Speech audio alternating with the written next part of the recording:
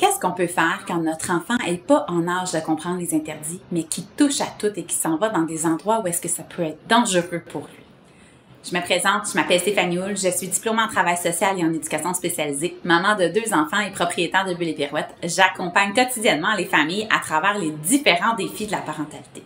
En fait, c'est un sujet intéressant que je vous parle aujourd'hui parce que, à mesure que nos enfants grandissent, qu'ils se mettent à se déplacer, nos petits bébés qui rampent, qui se déplacent, qui tournent, et qui se retrouvent à toucher les calorifères, toucher les fils en arrière de la télévision ou en arrière du meuble, ça devient un événement, une partie de notre vie de parent qui peut devenir anxiogène parce qu'on doit sans cesse être en train de surveiller nos enfants.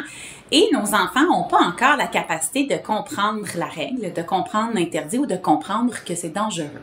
Donc, qu'est-ce qu'on peut faire comme parents pour se faciliter la vie au quotidien? Aujourd'hui, je vous présente 3 stratégies. La première stratégie, en fait, c'est de modifier l'environnement. Donc, qu'est-ce que je veux dire par modifier l'environnement? En fait, c'est qu'on va venir coller peut-être les fils en dessous de la télévision pour les rendre inaccessibles. On va déplacer le bol du chien dans une pièce où est-ce qu'on peut facilement fermer la porte et empêcher notre bébé d'y aller quand il est réveillé.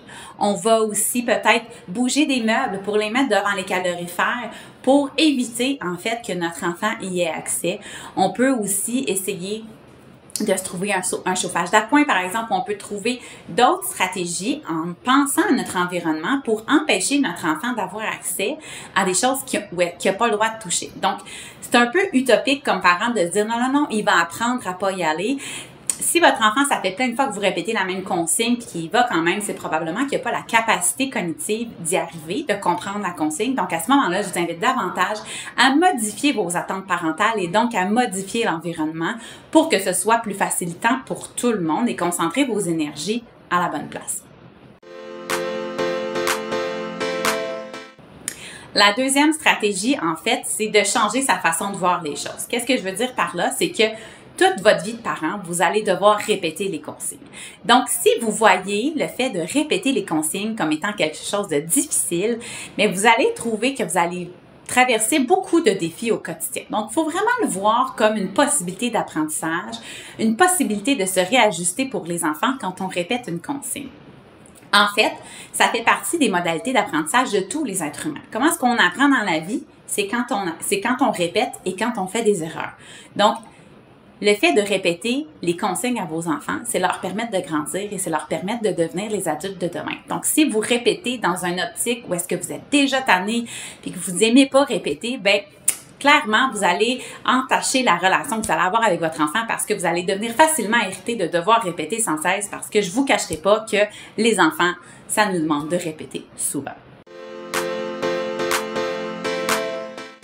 La troisième stratégie, en fait, c'est que si vous voyez que malgré les 2 stratégies précédentes, donc de changer notre façon de voir les choses sur les répétitions des consignes et de modifier l'environnement, si ça fonctionne toujours pas, ben à ce moment-là, je vous invite vraiment à essayer de changer l'attention de votre enfant vers d'autres choses. Donc, on l'attire, on lui parle, on essaie de modifier son attention au lieu de mettre l'enfant sur ce qui est interdit, sur ce que l'enfant n'a pas le droit de faire. C'est par exemple, certains parents vont dire comme non, on touche pas, c'est chaud, puis plus qu'on va mettre de l'attention sur le calorifère ou plus qu'on va mettre de l'attention sur le bol du chien, plus l'enfant va être porté à vouloir aller explorer, à vouloir comprendre, à vouloir toucher, observer de plus proche, de pouvoir manipuler. Donc, ça devient un peu un effet contraire. Donc, à ce moment-là, on préfère de diriger l'attention vers autre chose et attendre que l'enfant soit plus en mesure de comprendre les consignes pour mettre de l'attention ou de l'énergie, en fait, sur l'installation de consignes et un cadre qui est sécurisant pour l'enfant.